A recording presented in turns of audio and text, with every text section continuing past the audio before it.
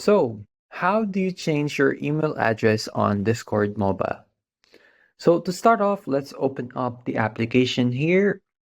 Now, as you can see, we have already opened Discord and we need to proceed on our profile. So, just click on the bottom right. Now, here we need to click on the top right, which is the settings. Click on it. Now, here we need to click on our account. So, click on account. And as you can see, it has now provided our account information. And we just need to click on the email.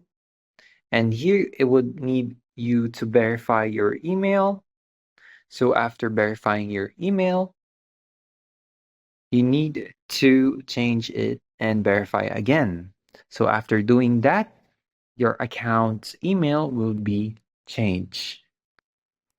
So in any cases where you lost your email, you might need to contact your email provider. So this ranges from Yahoo, Gmail, or any other email providers. So you need to contact them to regain access to your email since Discord has no power over it. Okay, that's all. Thanks for watching. Don't forget to like and subscribe for more helpful topics.